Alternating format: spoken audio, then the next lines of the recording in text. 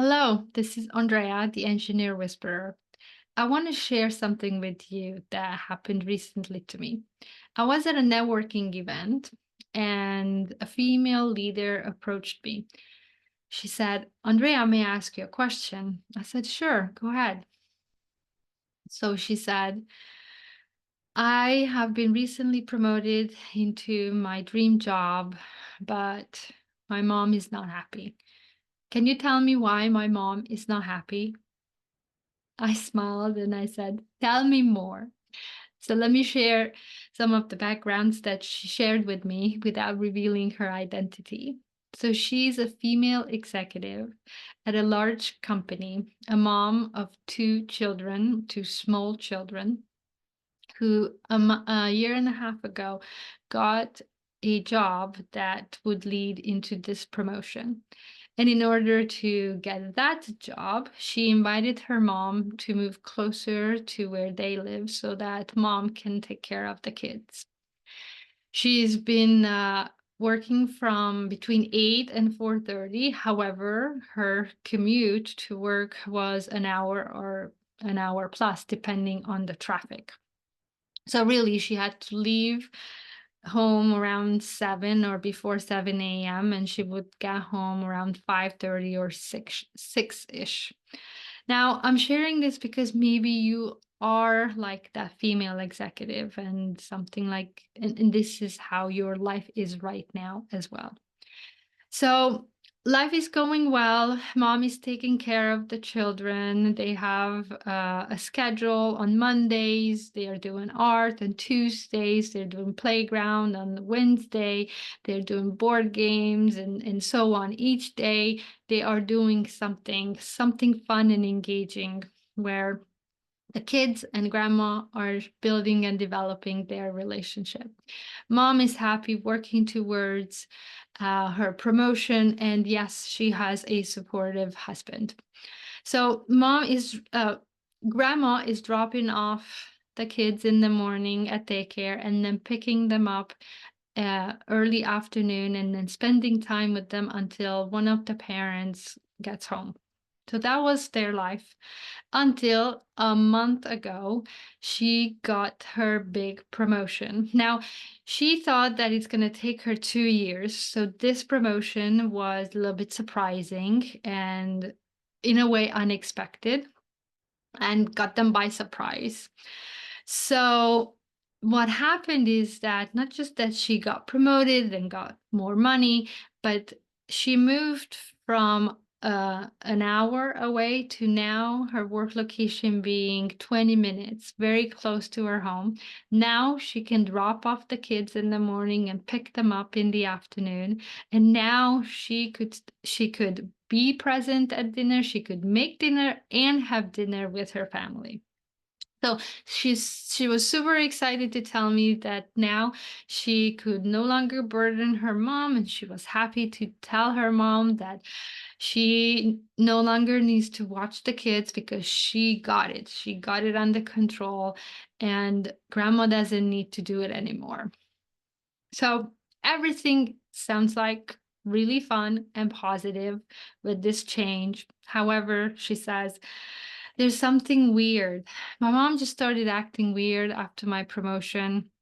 A little bit upset, more anxious, some conflict, and maybe some passive aggressive behavior. So I know something is going on. Something is going on with her and between all of us, but I can't put my finger on it. Andrea, why isn't my mom happy? And because my mom's not happy, I'm not happy. I want to be happy. Why am I not happy? I paused and I said, it sounds like that your promotion is really it's perceived as a loss in your family. She looked at me. A loss? How can that be? We all knew that I'm working towards this promotion.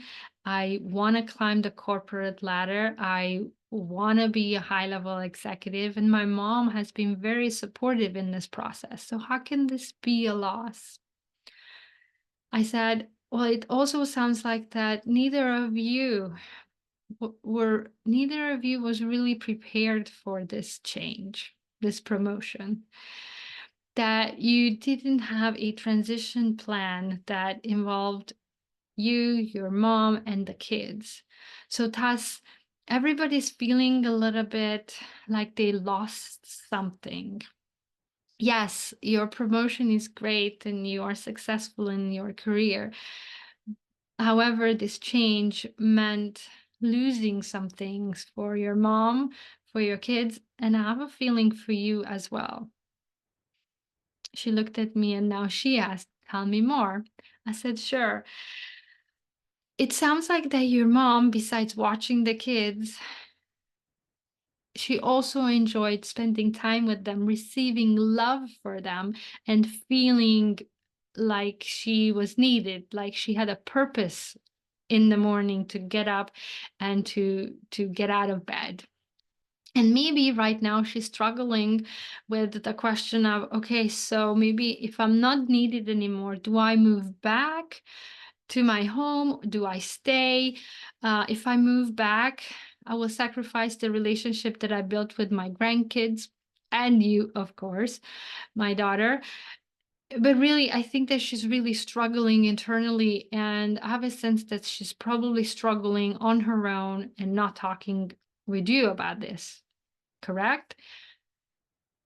This leader looked at me and said, "Yes, she hasn't talked to me about any of this, but it's possible that that's how she's feeling." And I asked, "Now, what about you? What was something that you received during that 1 hour plus commute that now you don't have in your life?"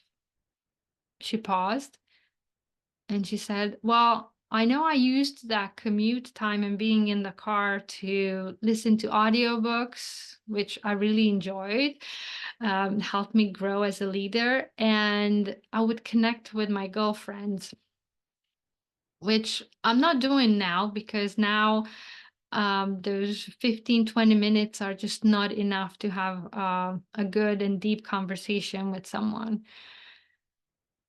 So I paused. So it sounds like that what you have lost in your morning is is that me time that we all need, that transition between a stressful job and before you enter a stressful family life. We need that downtime where we gain our energy back. And sounds like that the commute, that's what it was for you. And now you're resentful for not having that. Maybe your unhappiness stems for that. She looked at me and acknowledged, "Yes, that could be."